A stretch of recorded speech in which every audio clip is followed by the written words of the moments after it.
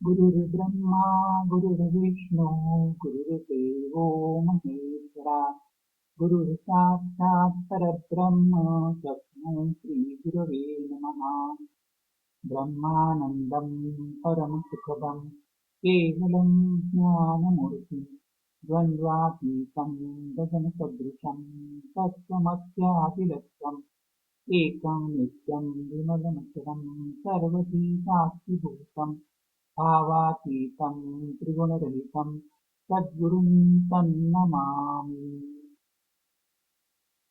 परमपूज्य श्री एकनाथ महाराज कृत आनंदानुभव. संत शिरोमणी परमपूज्य श्री एकनाथांचे नाव घेतात. त्यांच्या आचार संपन्न जीवनाचे, वात्सल्यपूर्ण स्वभावाचे, अति गहन ज्ञान संपदेचे आणि भगवंतांनी त्यांच्या घरी श्रीखंडाच्या रूपात केलेल्या सेवेचे स्मरण होऊन अंगावर रोमांच उभे राहतात.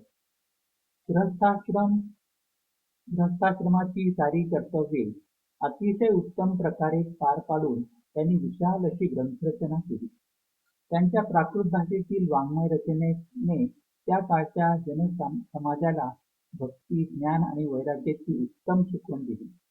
त्यांच्या विपुल ग्रंथ रचनेमध्ये आनंदानुभव या 241 ओव्यांचा अद्वितीय असा लघुग्रंथ आहे. यात ब्रह्मज्ञानाचे विवेचन अत्यंत सोप्या भाषेत आणि मधुर अशा गुरु शिष्य संवाद रूपात नाथांनी केले आहे. एकनाथ महाराज आपल्या शिष्यासह बसले असताना शिष्यांनी प्रथम गणेश वंदना केली आणि त्यांच्यापैकी एका शिष्याने गुरुदेवांना प्रश्न विचारण्यास प्रारंभ केला. त्याने सामान्य शिष्याप्रमाणे ब्रह्म आणि त्याचे स्वरूपाबद्दल न विचारता तो गुरुदेवांना म्हणाला, गुरुदेव, आम्हास कृपा करून सांगा की मी जीव आहे का शिव, कारण दोघांनाही मी जाणत नाही. तसेच मी कोण आहे, कोठून आलो आणि कोठे जावयाचे आहे याचा सुद्धा खुलासा करावा. शिष्याच्या या आगळ्या वेगळ्या प्रश्नाने गुरुदेव मनोमनी सुखावले. ते म्हणाले, अरे शिष्यांनो, यापूर्वी कोणीही असा प्रश्न विचारला नव्हता. हा फार उत्तम प्रश्न तुम्ही विचारला आहात. तू स्वतः चैतन्य घन असून सुद्धा अज्ञानाने जीवित्व भोगीत आहे. आपल्या अंतःकरणात जी भावना संपूर्ण आयुष्यभर असते तीच देहाच्या अंतकाळी सुद्धा राहते आणि देहत्यागानंतर सुद्धा त्याच भावनेप्रमाणे पुढचा जन्म प्राप्त होतो. मी देह आहे ही धारणा जर आयुष्याच्या अंतकाळापर्यंत राहिली तर या देहाच्या त्यागानंतर सुद्धा पुन्हा देहाचीच प्राप्ती होते. परंतु मी जीव नसून ब्रह्म आहे असा दृढ निश्चय जर आयुष्यात भर राहिला तर अंतकाळी सुद्धा तोच भाव राहतो आणि देह त्यागानंतर सुद्धा साधक ब्रह्ममय होतो, असे श्रुती स्मृती गरजून सांगत आहेत. या सिद्धांताला प्रत्यक्ष गीतेचा सुद्धा आधार आहे. या संदर्भात भगवान अर्जुनास सांगतात, अरे अर्जुना, अंतकाळी जो मनुष्य सर्व भावनांचा त्याग करून केवळ माझे म्हणजे परमेश्वराचे स्मरण करीत देह त्याग करतो तो मलाच येऊन मिळतो. तो माझेच रूप बनतो. तो आणि मी वेगळे राहतच नाही. तो मीच बनतो. अंतकाळी तू ज्या भावाने देहाचा त्याग करशील तेच स्वरूप पुनरुपी तुला प्राप्त होईल. मी देही या भावाने देह विसर्जन केल्यास पुनरुपी देह धारण करावा लागेल. परंतु मी देह नाही ब्रह्म आहे या भावनेने देह त्याग केल्यास तो ब्रह्मस्वरूपच होईल. यात तीळमात्र शंका नाही. नाथ महाराज शिष्यांना पुढे म्हणतात, अरे बाळांनो, तुम्ही सदैव मी सोहम ब्रह्म आहे हाच विचार आपल्या चित्तात ठेवा आणि त्याचाच अखंड ध्यास धरा. ज्या वस्तूचे ध्यान अंतकाळी असते ते स्वरूप देहत्यागानंतर प्राप्त होते. जडभरतासारख्या सर्वसंग त्याग परित्याग केलेल्या सम्राटास अंतकाळी एका मृगाचे ध्यान राहिले आणि त्याचे फलस्वरूप त्याच मृगाचा जन्म देह त्यागानंतर प्राप्त झाला. यासाठी सोहम ब्रह्म याचे हे तत्वज्ञान गुरुमुखातून समजावून झाले आणि त्याचे आयुष्यभर चिंतन करून अंतकाळी त्याचा ध्यास लागावा. गुरुदेव पुढे म्हणाले, शिष्यांनो, मी तुम्हाला या ठिकाणी एक गुह्य गोष्ट सांगतो. सद्गुरूंचा लाभ झाल्यानंतर ब्रह्मस्वरूप प्राप्त करण्यासाठी देहत्यागाची गरज उरत नाही. सद्गुरूंच्या कृपाप्रसादाने या जन्मातच ब्रह्मपद प्राप्त करून घेता येते. देहानंतर ब्रह्मस्वरूप झालेले कोणा स्मरण राहील? ज्या ब्रह्मस्वरूपाचे देहांताच्या वेळी ध्यान करायचे तेच ब्रह्मस्वरूप साधक सद्गुरु कृपेने या देहातच प्राप्त करून घेते. देहत्यागानंतर आत्मा स्वस्वरूपी मिळाला असे आपण जे म्हणतो त्या वचनावर हसून संत विचारतात, आत्मा आणि परमात्मा यांचा पूर्वी कधी विलय, कधी वियोग झाला असता की काय? आणि देहत्यागानंतर त्यांचा परमात्म्याशी संयोग झाला काय? पाण्याने भरलेला घट अंगणात ठेवल्यास घटातील पाण्यात दिसणारे आकाश आणि बाहेरील चिदाकाश ही वेगळी का असतात? घट भरल्यानंतर घटाकाश आणि चिदाकाश मिळाले असे म्हणणे कितपत सायुक्तिक आहे बरे? याचप्रमाणे देहत्यागानंतर आत्मा परमात्म्यात मिसळला असे म्हणणे योग्य नाही, कारण आत्मा आणि परमात्मा कधी काळी भिन्न नव्हते. परब्रह्म परमात्म्याचेच एक स्वरूप आत्मरूपाने देहात विराजमान होते. गुरुकृपेने ज्यांच्या अंतःकरणात अहम ब्रह्म अशी स्फूर्ती स्फुरते त्यास अखंडपणे ब्रह्मस्थितीचाच अनुभव येतो. या देहात असतानाच ब्रह्मस्वरूपी होणे याला शास्त्रामध्ये आखरी मुक्ती असे म्हणतात. ब्रह्म एक क्षीरसागराप्रमाणे आहे. देह हा त्यावरील लाटा तरंगाप्रमाणे आहे. तरंग, लाटा हे सबाह्य क्षीरसागरच असतात ना. त्यात भिन्नत्व नसते. ते एकच अखंड सागर स्वरूपच असते. देहरूपाने असलेला तरंग फुटला अथवा न फुटला तरी तो अभंग ब्रह्मच असतो. कालांतराने देहाचा नाश होतो, परंतु ब्रह्म मात्र त्रिकालाबाधित असते. हीच निर्गुण सायुज्य मुक्ती आहे. नाथ पुढे म्हणाले, अरे शिष्यांनो, तुम्ही विचारले होते, मी कोण आहे? मी कोठून आलो? मला कोठे जायचे आहे? मी जीव आहे का शिव? या प्रश्नांचे उत्तर देताना गुरुदेव शिष्यास म्हणाले, तुझ्या मनातील संकल्प विकल्पांचा त्याग करशील तर तू स्वतः ब्रह्म आहेस. संकल्पांनी, इच्छेने, कामनेने तुला जीव दशा प्राप्त झाली आहे. संकल्पांचा, कामनेचा लोप होताच तू ब्रह्मच आहेस. हे निश्चितपणे ध्यानात ठेव. वारा येताच समुद्र तरंगाकार दिसतो, परंतु वारा थांबताच तो पूर्वीप्रमाणे शांत गंभीर होतो. त्याचप्रमाणे इच्छा आकांक्षेचा लोप होताच जीव दशा निघून जाते आणि तो परब्रह्म स्वरूपास प्राप्त होतो.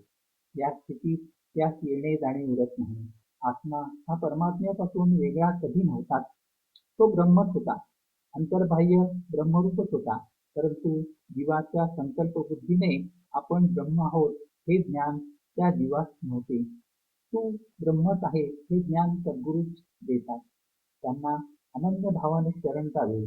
ते परब्रह्म कसे असते ते वाणीने सांगता येत नाही, कारण ते आपल्या सामान्य दृष्टीला अगोचर असते. हे परब्रह्म आहे असे निश्चितपणाने सांगता येत नाही. परब्रह्माला जाणण्यासाठी पाहावे लागत नाही, ते पाहण्याशिवाय पाहता येते. जे डोळ्यांनी पाहिले ते परब्रह्म नव्हे,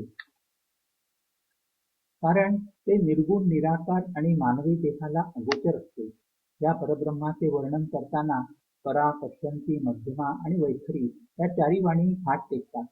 ज्या ठिकाणी हे परब्रह्म अक्षरातीत आहे तेथे त्याचे वर्णमालेची 52 अक्षरे कशी बरी करू शकतील? हे अनिर्वाच्य आहे, शब्दातीत आहे. ते केवळ सद्गुरूंच्या कृपाप्रसादानेच कळू शकते. कर्म करणे हे बंधनाला कारणीभूत होत असल्याने त्याचा निषेध केला जातो. परंतु कर्म केल्याशिवाय परब्रह्मपद कसे प्राप्त होईल? ज्याप्रमाणे भक्ती केल्याशिवाय पुरुषोत्तमाची प्राप्ती कशी होणार? अर्थातच नाही. यासाठी श्रुतींच्या वचनानुसार ब्रह्माची प्राप्ती झाल्यानंतर सुद्धा कर्मांचा त्याग न करता ती केवळ लोकसंग्रहासाठीच करावी. याच कारणाने संत महात्मे कर्म आणि भक्तीची साथ कधीच सोडत नाहीत. भगवंतांनी आपल्या गीतेतील 7व्या अध्यायात म्हटले आहे ना, जो आपण स्वतः आपल्या उत्तम कर्मांनी, उच्च आचार विचारांनी भवसागरातून तरून जातो आणि अनेकांना ज्ञान देऊन तारतो, तो आत्मज्ञानी म्हणला जातो. एकनाथ महाराज शिष्यांना पुढे सांगतात, ज्यांच्या अंतरंगात आणि बाह्य आचरणात काही फरक नसतो, ज्यांच्या इंद्रियांचा व्यापार थांबलेला असतो, त्याला शुभ अशुभ असे काही उरतच नाही. तो निर्विकल्पच असतो. त्याला आपल्या देहाचे भानच नसते. हा देह पडणार आहे याचे भान सुद्धा त्यास नसते. तसेच आपल्या मनबुद्धीचे सुद्धा ध्यान त्यास नसते. त्यामुळे त्याला कशाचीच आठवण नसते. अशा स्थितीत असताना त्याला निर्विकल्प समाधी रत असल्याप्रमाणे समजावे. तो जे कर्म करतो ते सर्व ब्रह्मस्वरूपच आहे हे त्याने गुरुमुखातून जाणून घेतलेले असते. त्यामुळे ती कर्मे त्याला बंधनकारक होत नाही. गुरुदेव पुढे म्हणाले, हे शिष्यांनो, बुद्धिवादाची चर्चा आता पुरे झाली. तुम्ही मात्र आत्मनिष्ठ अशा ब्रह्मस्थितीत सदैव राहा. मी सोहम ब्रह्म आहे हे सदैव आपल्या स्थितीत असू द्या.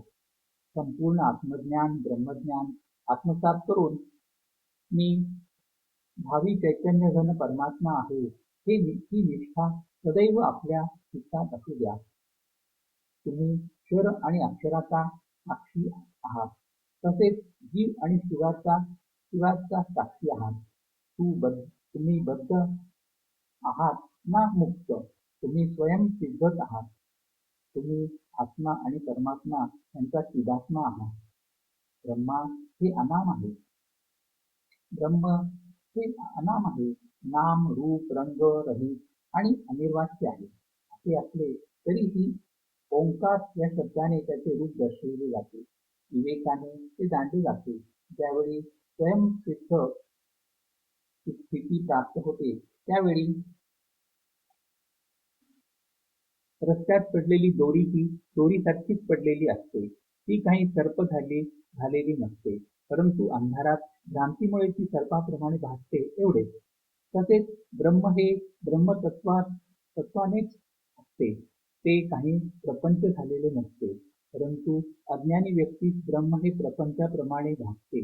ब्रह्म स्वतः काहीच करीत नसले तरी सर्व कार्य त्याच्या संकल्पानुसार होत असते. त्यानंतर नाथ महाराज शिष्यास म्हणाले, तुम्ही एक दृढ निश्चय करा की तुम्ही स्वतः तुम्ही तूच आहात, यात द्वैत नाही. तूच प्रत्येक प्राणीमात्रात एकात्मतेने वसलेला आहे असे प्रत्येक जण आपापल्या मनात ठरवा. आता ऐक्यभावाने तुमच्या सुखाचा अनुभव घ्या.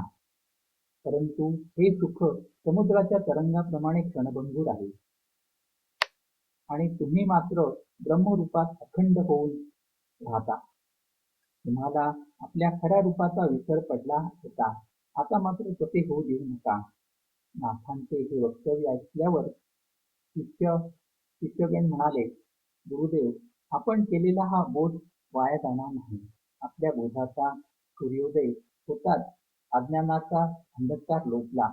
गुरुदेवा, आपणासारखी सद्गुरू त्रिभुवनात शोधून सुद्धा मिळणार नाही. आपणास कशाची उपमा द्यावी हे कळत नाही, कारण ज्याची उपमा द्यावी त्यात काही ना काहीतरी दोष आहे. त्यामुळे गुरुदेवांना कामधेनू, चिंतामणी, परीस आदी कशाचीच उपमा योग्य नाही. शिष्य पुढे म्हणाले, गुरुदेवा, आपल्या दातृत्वाला तर कशाचीच परिसीमा नाही. हे चिदानंद, हे चिद्धना, गुरुराया, आपणासारखा दाता अन्य कोणीच नाही. केवळ आपणच आम्हास चिदानंदाचे दान देऊन अखंड चिद्धन केले आहे.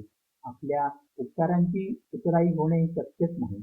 यावेळी सद्गुरुनाथ म्हणाले, आम्ही तुला जे सांगितले तसे वर्तन करा. तसे वर्तन केल्यास आम्हा सर्व काही मिळाल्यासारखेच होईल.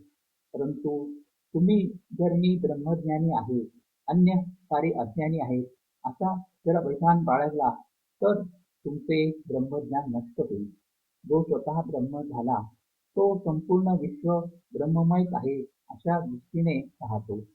मी विश्वाचा आणि विश्व माझे आहे असे मानणे म्हणजेच आमच्या उपकारांची उतराई झाल्यासारखे होईल. विश्वातील समस्त प्राण्यांवर दया करणे, त्यांची दुःखे दूर करणे, संतांची सेवा करून त्यांच्या चरणी नतमस्तक होणे, सर्वाभूती एकच आत्मा वसतो अशी भावना करणे, कोणाचीही वैर न करता सर्वांची प्रेमभावाने वागणे, असे वर्तन जेव्हा तुम्ही कराल तेव्हा आमच्या उपकारांची उतराई होईल. हे शिष्यांनो, प्रत्येक प्राणीमात्रात असलेला जीव हा त्या परमात्म्याचाच अंश आहे असा मनात भाव ठेवून तो आपल्याप्रमाणेच ब्रह्मस्वरूप आहे असे मानावे. यात कोणताही भेदाभेद करू नये. हा विविध रूप रंगाने नटलेला प्रपंच भेदाकार भासतो, परंतु ते ब्रह्माचेच विस्तारलेले स्वरूप आहे. या ठिकाणी ब्रह्माशिवाय अन्य काहीच नाही ही भावना दृढ असू द्या. ब्रह्म जेव्हा प्रपंचात अनेक रूप रंगांनी गुणांनी विस्तारले त्यावेळी ते अधिकच शोभायमान झाले. ज्याप्रमाणे नुसत्या सुवर्णाच्या लगडीपेक्षा त्याचे विविध दागिने नववधूच्या अंगावर अधिक शोभायमान होतात. श्री एकनाथ महाराज पुढे म्हणतात, या ग्रंथाच्या लेखनाने श्री गुरुरायाचे चरणी वाकपुष्प पूजा घडावी. नाथांनी आपले सद्गुरू परमपूज्य श्री जनार्दन स्वामींच्या चरणी असलेली श्रद्धा, भक्ती आणि नम्रभाव इतर ग्रंथाप्रमाणेच येथे सुद्धा आपणास प्रकर्षाने जाणवतो. या लघुग्रंथाची फलश्रुती सांगताना नाथ म्हणतात, जे साधक हा ग्रंथ अनुभवून टाकील ते या देहातच ब्रह्म होतील. या ग्रंथातील गुह्य अर्थाचे सखोल अध्ययन केल्यास श्रोत्यांना वक्त्याला संपूर्ण ब्रह्मत्व प्राप्त होईल आणि सायुज्य मुक्तीचा लाभ होईल. या ग्रंथाच्या नित्यपठणाने हे गोमटे फळ निश्चितपणे प्राप्त होते, यात केव्हाच शंका नाही.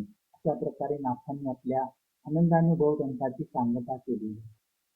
हरिओम तत्सत, हरिओम तत्सत, हरिओम तत्सत.